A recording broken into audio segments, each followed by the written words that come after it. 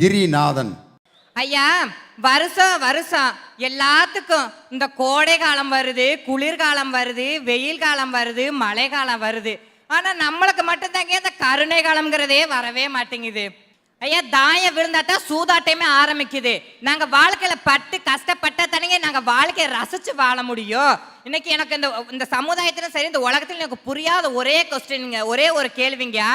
அது எப்படி பெத்தவங்க மட்டும் இந்த சமுதாயத்தில் வாழ்றவங்க மட்டும் எல்லா கஷ்டமும் எல்லாம் அனுபவப்பட்டுணுமா? நாங்க மட்டும் வீட்டுக்குள்ளேயே இருக்கணும், வெளியே போகக்கூடாது, வெளி உலகத்தை பார்க்கக்கூடாது, கிணற்று தவளையாவே நாங்க இருக்கணும். அப்படி எப்படிங்க நாங்க வாழ்க்கையை சந்தோஷமா வாழ முடியும்? அப்படி எப்படிங்க நாங்க எங்களுக்கு பின்னாடி வர தலைமுறைகளுக்கு இது நெருப்பு சுடும், தேயிலு கொட்டும், அந்த பையன் இப்படி பேசுறேன்னா அதுக்கு நீ இந்த மாதிரி பவுனிஞ்சு போனாதான் உன்னோட வாழ்க்கை சிறக்கும். அந்த மாதிரி எப்படிங்க நாங்க எப்படிங்க எங்க குழந்தைகளுக்கு சொல்லி தர முடியும்? நீங்க அனுபவிச்ச மாதிரி நாங்க அனுபவிச்சா தானேங்க நாளைக்கு எங்க வாழ்க்கையை நாங்க இப்படியெல்லாம் பட்டோம்னு சொல்லி நாங்க கண்டுபிடிக்க முடியும். ஐயா, இந்த சமுதாயத்தில் வீட்டுக்குள்ளேயே இருக்கணும், எங்கேயும் வெளியே போகக்கூடாது அப்படின்னு சொல்லி சொல்றாங்க. கட்டாயம் இந்த சமுதாயத்தில் எல்லாமே கட்டாயத்தின் அடிப்படையில் தாங்க நடக்குது.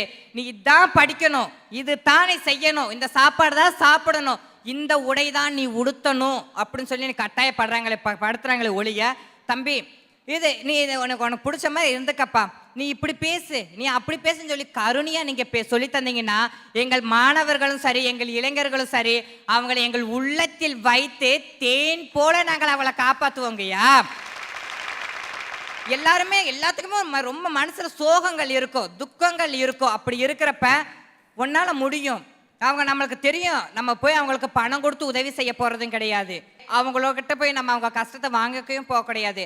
ஆனா உன்னால முடியும், உனக்கு பக்க பலமா உனக்கு துணையா நான் இருக்கிறேன் அப்படின்னு சொல்லி நம்ம கையை பிடிச்சி தூக்கி அவங்களுக்கு ஆறுதல 2 வார்த்தைகள் சொல்றாங்க பாத்தீங்களா ஐயா? அப்பேற்பட்ட வார்த்தைகளை தானே நாங்க ஆரம்பிக்கிறோம்.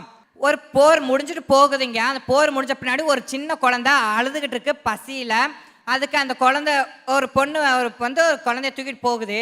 அதுக்கு அந்த குழந்தை சொல்லுது, அம்மா அம்மா பாவம்மா, அந்த குழந்தை பாருமா இவ்வளோ அழகா இருக்குமா, ஆனால் அழுகுதுமா, பசிக்குதுமா, ஆனால் அந்த அவங்க அம்மா இறந்து கிடக்குறாங்கம்மா அந்த போரில், தூக்கிட்டு வாம்மா நம்ம வளர்த்துக்கலாமா அப்படின்னு சொல்லி அந்த குழந்தை இறக்க குணத்தோட கேட்குது.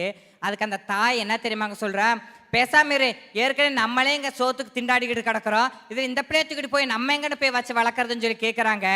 அதுக்கு அந்த குழந்தை என்ன தெரியுமா இங்கே சொல்லுது, ரொம்ப பொறுமையாக கருணை உள்ளத்தோட, ஏம்மா இன்னைக்கு நீ இந்த குழந்தை இப்படி சொல்றியம்மா, நாளைக்கு உனக்கு ஏதாச்சும் ஒன்று ஆகி போச்சு, நான் நடுத்தெருவில் நாளைக்கு போய் நின்னா என்னையும் நாளைக்கு 4 பேர் இதே மாதிரி தானம்மா பேசிட்டு போவாங்க அப்படின்னு சொல்லி அந்த குழந்தை கருணை உள்ளத்தோட கேட்டுச்சுங்கய்யா. ஆனா அந்த தாய் அடுத்த நிமிஷம் மறு பேச்சு பேசாம அந்த குழந்தைய தன்னுடைய மார்பில் அணைச்சு தனது அங்கத்தில் பால் கொடுத்து தன்னையும் மகளே என்று கூப்பிட்டாங்கன்னா இப்பேற்பட்ட கருணை உள்ளங்கள் தான் எங்கள் இளைஞர்களும் சரி, எங்களுடைய மாணவ செல்வங்களும் இப்பேற்பட்ட கருணை உள்ளத்தை தான் எதிர்பார்த்து கொண்டிருக்கிறார்கள், ஏங்கி கொண்டிருக்கிறார்கள் என்று கூறி வாய்ப்பு தந்தமைக்கும் வாய்மொழி கேட்டமைக்கும் நன்றி கூறி விடைபெறுகிறேன். நன்றி, வணக்கம்.